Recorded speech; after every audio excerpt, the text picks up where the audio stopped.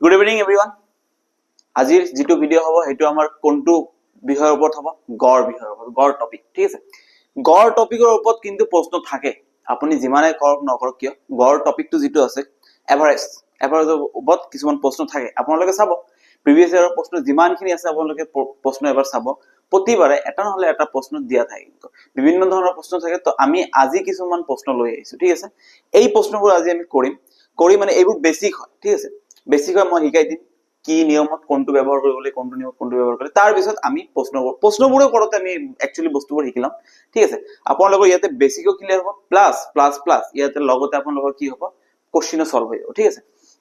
তো আশা কৰিছো আপোনালোকে মোৰ ইউটিউবৰ কন্টেন্টবোৰ যিবোৰ ভিডিও আছে এইবোৰ আপোনালোকে ভালে পাইছে আপোনালোকে বুজি পাইছে ঠিক আছে তো এটা কথা ক'ব বিচাৰিছো আপোনালোকে এনজয় লাগি থাকক চেনেলৰ ভিডিওবোৰ চাই থাকক নিজৰ ফ্ৰেণ্ডছৰ লগত শেয়াৰ কৰি থাকক মই হসাই কৈছো জেনেকা কন্টেন্ট মই দি আছো আপোনালোকে পৰীক্ষা দিয়াৰ পিছতহে ৰিয়েলাইজ কৰিব এতিয়া যদি আপোনালোকে ভাবি আছে যে এনেকুৱা প্ৰশ্ন নাহে ঠিক আছে মই এইটো কথা কৈ দিছো পৰীক্ষা দিয়াৰ পিছতহে মই এটা ভিডিও শিওৰ বনাম আৰু সেই ভিডিওটো কি হ'ব যে মোৰ ভিডিওৰ পৰা এইটো প্ৰশ্ন কমন মোৰ ভিডিওৰ পৰা এইটো প্ৰশ্ন কমন এইটো প্ৰশ্ন মই কেতিয়া নকওঁ এনেকুৱা প্ৰশ্ন বুলি কম কিয় এনেকুৱা প্ৰশ্ন বুলি কম কাৰণ ম্যাথমেটিক্স এনেকুৱা এটা বস্তু যেটো 100% কমন নাই কোশ্চেনৰ ধৰণটো কমন নাই ঠিক আছে তো আশা কৰিছো আপোনালোকে এতিয়া চাই আছে তো চাও আমাৰ আজি প্ৰথম প্ৰশ্নটো কি আছে ইয়াতে চাব আপোনালোকে 5 বছৰ আগতে ভাই ভনিৰ গড় বয়স কিমান আছিল মানে দুটা ভাই ভনি আছে তো গড় বয়স কিমান আছিল 35 ইয়ার্স তেওঁলোকৰ বৰ্তমান হিয়তৰ গড় বয়স কিমান মানিলক ইমান কথা মাথাত লব নালাগে সিম্পলি এটা বস্তু মানিলক ধৰিলক আজি মোৰ বয়স আজি ভাই ভনিৰ বয়স 10 বছৰ আছে আৰু ভাই সিস্টাৰ জনিৰ বয়স 15 আছে ঠিক 15 নহয় মই ইয়াতে এটা কাম কৰো মই ইয়াতে 16 বুলি ধৰি লৈছো 16 নধৰো মই কি কৰিম ইয়াতে 20 বুলি ধৰি লও ঠিক আছে 20 বুলি ধৰি লও এক মিনিট ইয়াতে কিবা এটা হৈছে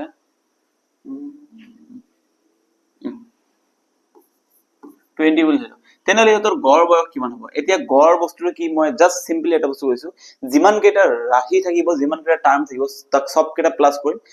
কৰি যিমান কেটা ৰাশি আছিল বা যিমান কেটা পদ আছিল সেই নাম্বাৰৰে ডিভাইড কৰি ইয়াতে এতিয়া ইহঁতৰ গড় কিমান হ'ব আমি জানো 10 + 20 ডিভাইডেড বাই 2 কিয় 2 আছিল কাৰণ ইয়াতে দুটা পদ আছে তে এতিয়া 10 + 20 কিমান হ'ব 30 ডিভাইডেড বাই 2 কিমান হ'ব 15 ঠিক আছে এতিয়া মই যদি কও 5 বছৰ পিছত ইহঁতৰ গড় বয়স কিমান হ'ব 5 বছৰ পিছত ইয়াৰ বয়স কিমান হৈ যাব 15 আৰু 5 বছৰ পিছত ইয়াৰ বয়স কিমান হৈ যাব 25 এতিয়া 5 বছৰ পিছত যদি গড় বয়স উলাব লাগে তেনে কি কৰিম আমি ইয়াতে 15 + 25 ডিভাইডেড বাই 2 কি হৈ যাব 40 ডিভাইডেড বাই 2 দ্যাট ইজ 20 এটা বস্তু ইয়াতে মন কৰিব প্ৰথমে ইয়াতে আছিল গড় বয়স কিমান 15 5 বছৰ পিছত কিমান হৈছে 20 মানে 5 বাঢ়িছে ইয়াতে কি কৈছে 5 বছৰ আগত যদি 35 ইয়ার্স আছিল গড় বয়স ঠিক আছে কিমান আছিল 35 ইয়ার্স গড় বয়স তেনেহলে 5 বছৰ কিমান হ'ব ইয়াৰ লগত জাস্ট এটা 5 প্লাস কৰি দিও কিমান হ'ব 40 তেন্তে বৰ্তমান বয়স ইহঁতৰ গড় কিমান হ'ব 40 ডাইৰেক্ট প্লাস কৰি দিও যদি গড় বয়স এনেকুৱা ধৰণৰ প্ৰশ্ন আপোনালোকে পায় যে দুটা লৰা তিনটা লৰাৰ গড় বয়স এনেকা আছিল 3 বছৰ পিছত ইহঁতৰ গড় বয়স কিমান হ'ব 3 প্লাস কৰি দিব 5 বছৰ পিছত 5 প্লাস কৰি দিব 10 বছৰ পিছত 10 প্লাস কৰি দিব আৰু যদি 10 বছৰ আগত 10 মাইনাস কৰি দিব ঠিক আছে গড় বয়স এটো টেকনিক আপোনালোকে মনত ৰাখিব কি ৰাখিব ইয়াতে যদি কৈছে 5 বছৰ আগতে আচ্ছা মানি লৈছো যে 5 বছৰ আগতে 35 আছিল 5 বছৰ পিছত কি হৈ যাব 5 এটা প্লাস কৰি দিব কিয় ন কাৰণ 5 যেতি আছে ভাই এটো মই যদি কও ব্ৰাদাৰ আৰু এটো যদি কও মই সিস্টাৰ তেনে ব্ৰাদাৰৰ 5 ইয়াৰ্স প্লাস হৈছে সিস্টাৰৰ 5 ইয়াৰ্স প্লাস 5 বছৰ পিছত মানে কি মই যিমান 5 বছৰ ডাঙৰ হম মোৰ সিস্টাৰ ডাঙৰ হ'ব তেনেহলে 5 বছৰ পিছত এই দুটাৰ গড় বয়স কিমান হ'ব 5 + 5 ডিভাইডেড বাই 2 এটো হৈ যাব আমাৰ 5 তেনেহলে 5 টো আমি ইয়াতে প্লাস কৰি দিম ডাইৰেক্ট যে এনেকা ধৰণৰ প্ৰশ্ন দেখিলে যদি কৈছে যে 3 বছৰ পিছত কিমান হ'ব 3 + 5 5 বছৰ পিছত কিমান হ'ব 5 প্লাস নেক্সট প্ৰশ্নটো আপোনালোকে চাব ইয়াতে কি আছে 1 ৰ পৰা 103 লৈকে অযুগ্ম সংখ্যাবোৰৰ গড় কিমান 1 ৰ পৰা 103 ৰ ভিতৰত এতিয়া আমি জানো 1 ৰ পৰা 103 ৰ ভিতৰত যুগ্মও আছে অযুগ্মও আছে এতিয়া প্ৰশ্নটো হল কেইটা অযুগ্ম আছে ঠিক আছে এতিয়া আপোনালোকে ইয়াতে চাব অযুগ্ম কেইটা আছে সিম্পল এটা নিয়ম আছে বহুত ধুনীয়া এটা নিয়ম আছে জাস্ট আপোনালোকে চাই থাকক 103 1 ৰ পৰা 103 এতিয়া মানি লৈছো 102 লৈকে কেইটা যুগ্ম আছে এইটো কি যুগ্ম সংখ্যা তাৰ মানে আমি গম পাইছো 102 ৰ ভিতৰত আধা যুগ্ম আছে আধা অযুগ্ম আছে কাৰণ এটা যুগ্মৰ পিছত এটা অযুগ্ম আহে তেনেহলে ইয়াক যদি মই ডিভাইড কৰি দিওঁ 2 এৰে তেনেহলে কিমান হ'ব 51 তাৰ মানে মই ইয়াতে গম পাইছো যে 51 টা অযুগ্ম আছে লগতে 103 এটা অযুগ্ম তেনেহলে টোটাল কিমানটা অযুগ্ম সংখ্যা আছে টোটাল আছে 52 টা এহৰ পৰা 103 এৰ ভিতৰত 52 টা অযুগ্ম সংখ্যা আছে ঠিক আছে এতিয়া ইয়াতে প্ৰশ্ন কৈছে অযুগ্ম সংখ্যাবোৰৰ গড় কিমান হয় আপোনালোকে এটা কথা মনত ৰাখিব একৰ পৰা যদি এহটা অযুগ্ম সংখ্যাৰ গড় সুধে একৰ পৰা যদি 10টা অযুগ্ম সংখ্যাৰ গড় সুধে যিমানটা অযুগ্ম সংখ্যাৰ গড় সুধিব তাতে হেইটো आंसर ইয়াতে 52 টা অযুগ্ম সংখ্যা আছে ইয়াতে কৈছে 103 এর ভিতৰত কেইটা অযুগ্ম সংখ্যা আছে 52 টা অযুগ্ম সংখ্যা আছে তেনেহলে आंसर কিমান হৈ যাব 52 কিমান ইজি হয় জাস্ট মনত ৰাখিব আৰু মই যদি এতিয়া আপোনালোকক খুদু যে একৰ পৰা 17 ঠিক আছে মই যদি আচ্ছা নেক্সট প্ৰশ্নটো আহিব এনেকা ঠিক আছে আপোনালোকে চাব ইয়াতে প্ৰথম 17 টা অযুগ্ম সংখ্যা প্ৰথম 17 মানে 1 3 5 7 9 11 13 এনেকা ধৰণে আহি থাকিব এতিয়া প্ৰথম অযুগ্ম যিখিনি আছে এইখিনি যে কৈছে প্ৰথম কিমানটা 17 টা ইহতৰ গড় কিমান হ'ব জাস্ট সিধা কথা এটা কথা মনত ৰাখিব গড় 17 হয়তো প্ৰশ্ন কৰিব দৰকাৰ নাই জাস্ট এটা কথা মনত ৰাখিব যদি আপোনালোকক কৈছে যে প্ৰথম 17 টা অযুগ্ম সংখ্যাৰ গড় কিমান হ'ব এটা কথা সিম্পলি মনে যিমানটা সুধিব হেইটোই হ'ব आंसर 17 মানে 17 টা অযুগ্ম সংখ্যাৰ গড় সুধিছে आंसर 17 যদি আপোনালোকক সুধিলে হয় যে প্ৰথম 23 টা অযুগ্ম সংখ্যাৰ গড় কিমান 23 প্ৰথম 30 টা অযুগ্ম সংখ্যাৰ গড় কিমান 30 ঠিক আছে জাস্ট ইজি হয় বস্তুটো আপোনালোকে মনত ৰাখিব লাগিব এনেকা ধৰণৰ প্ৰশ্ন আহে আৰু এনেকা ধৰণৰ প্ৰশ্ন যিয়ে জানে হিটো 1 সেকেন্ডত কৰি উলাই যায় আৰু যিয়ে না জানে হি এনেকা ধৰণৰ প্ৰশ্ন টাইম নষ্ট কৰে টাইম ওয়েস্ট কৰে আৰু পিছত গৈ মূৰত হাত দিব লগা হয় ঠিক আছে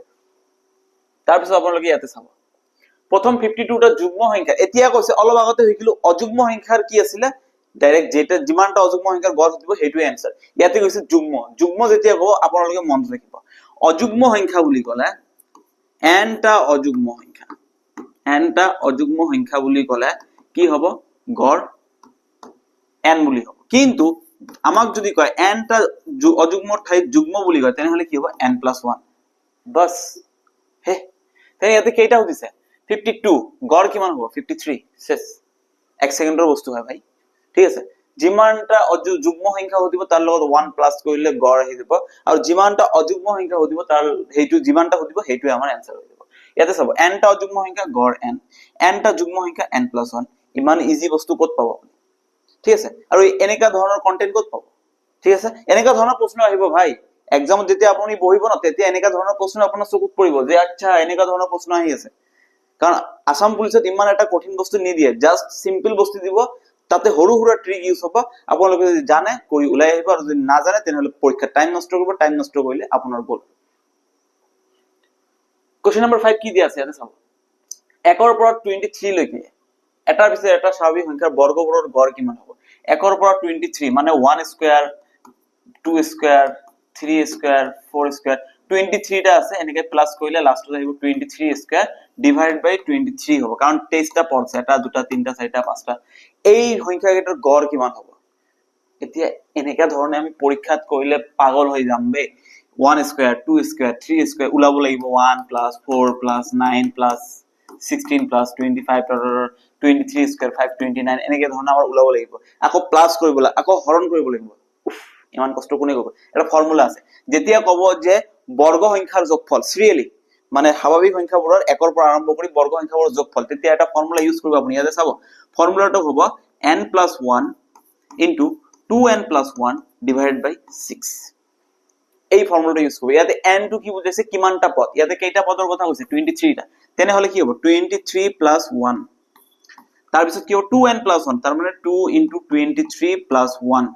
divided by কিমান হ'ব 6 এইটো এতিয়া 23 + 1 কিমান হ'ব 24 into 2 * 23 কিমান হ'ব 46 46 + 1 47 47 divided by 6 6 এৰে যদি আমি 24 কাটি দিও কিমান হ'ব 4 4 ৰে যদি আমি 47 ক মাল্টিপল কৰো কিমান হ'ব 90 180 188 option A is the correct answer 188 হ'ব আপোনালোকৰ आंसर জাস্ট আপোনালোকে এই সূত্ৰটো মনত ৰাখিব বৰ্গ সংখ্যাৰ যোগফল মই কৈছো নহয় প্ৰশ্ন কৰাৰ সময়তে মই সূত্ৰবোৰ কৈ দিম আৰু ইয়াতে আপোনালোকে এটা বস্তু লওক মই সূত্ৰটো কৈ দিছো আপোনালোকক ঠিক আছে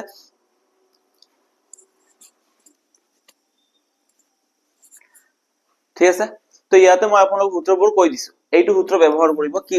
যেতিয়া আমাক কৈছে যে সংখ্যাবোৰৰ বৰ্গৰ গড় কিমান হ'ব সেইটো ওলাব লাগে, তেতিয়া আপোনালোকে এইটো উত্তৰ ব্যৱহাৰ কৰিব। বহুত ইজি হয়। নেক্সট প্ৰশ্নলৈ আমি যাওঁ। এতিয়া কি হৈছে নেক্সট প্ৰশ্নলৈ, ইয়াতে আপোনালোকে চাব 30 + 70 30 72 53 68 x আৰু 87 সংখ্যাবোৰৰ গড় 60, কিন্তু x অজ্ঞাত। অজ্ঞাত মানে যি আমাৰ জ্ঞানৰ বাহিৰত, ঠিক আছে। তেন্তে x ৰ মান নিৰ্ণয় কৰা। x ৰ মান কিমান হ'ব ইয়াতে চাব। আমি জানো গড় উলিয়াবলৈ কি কৰিব, প্ৰতিটো পদ আমাক যোগ কৰিব লাগিব, যোগ কৰি হৰণ কৰিব লাগিব। তেনেহলে আমি যদি গড় উলিয়াব যাওঁ প্ৰশ্নমতে কি হ'ব,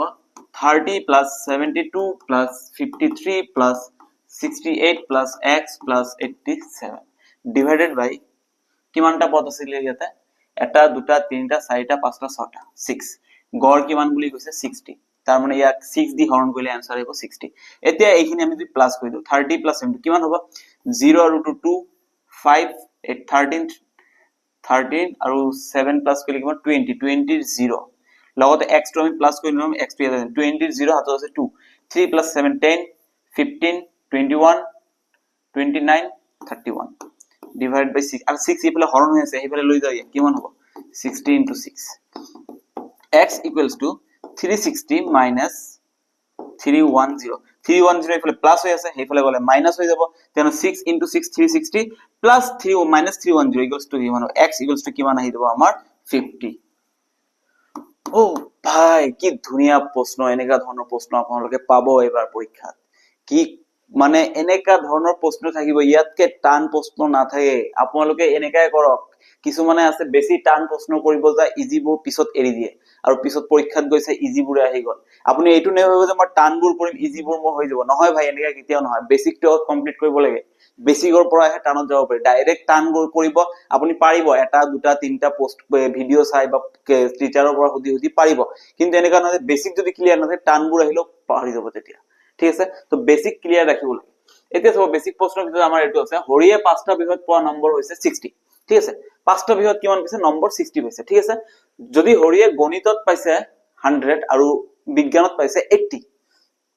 সৰি 80 নহয়, এইটো কিমান দিছে 40 নেকি, নহয় এইটো 80 হ'ব, ঠিক আছে। এইটো 40 নহব, এইটো 80 হ'ব, ঠিক আছে। কি হৈছে 80 নম্বৰ পালে, অৱশিষ্ট 3টা বিষয়ত হৰিয়ে লাভ কৰা গড় নম্বৰ কিমান হ'ব, ঠিক আছে। তেনেহলে 3টা বিষয়ত হৰিয়ে অৱশিষ্ট 3টা বিষয়ত পোৱা নম্বৰ কিমান গড় নম্বৰ, ঠিক আছে। 5টা বিষয়ত মই 5টা বুলি ধৰি লৈছো ইয়াতে,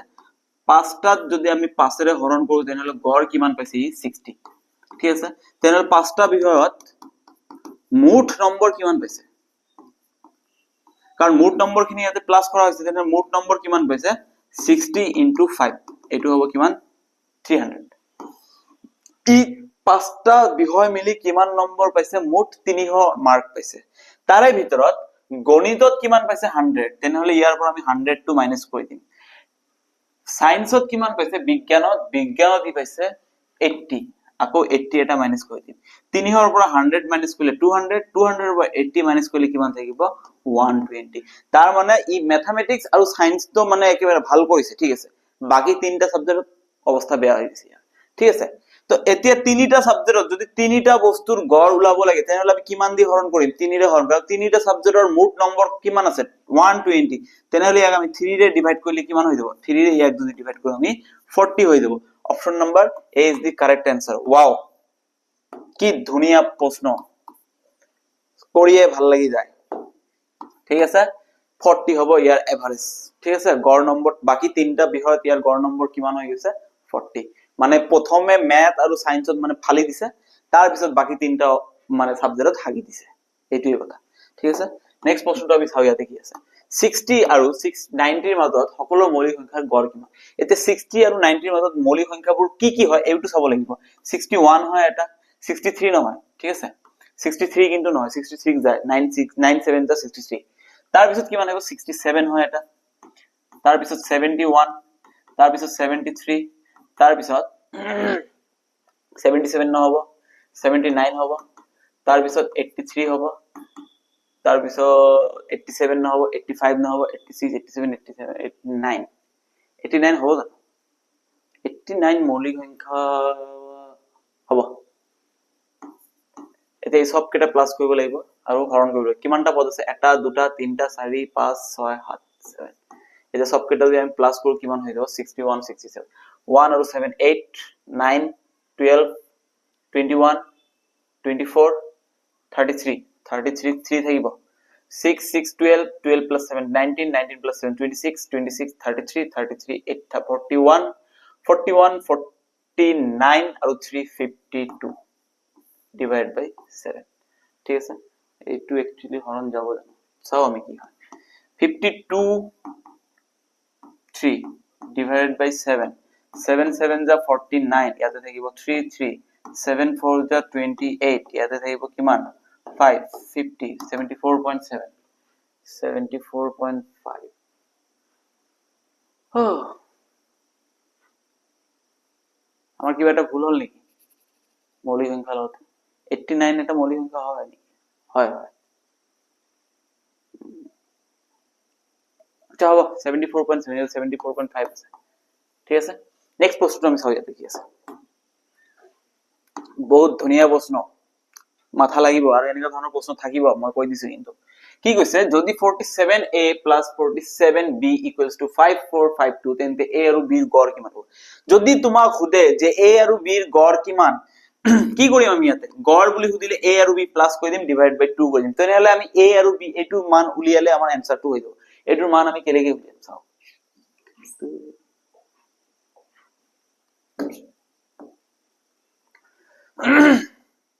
এটা চাব আপোনালোকে কি আছে এটা 47a plus 47b equals to 5452 ঠিক আছে এতিয়া তল কি হ'ব ইয়াতে আপোনালোকে চাওক 47 ইয়াতে 47 মই যদি কমন লৈ লও তেনেহলে কি থাকিব a plus b equals to 5452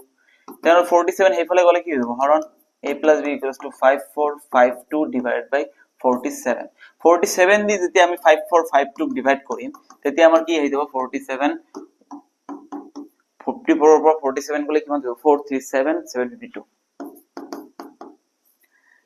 10 হৈ যাব আচ্ছা এটো নহব যাতে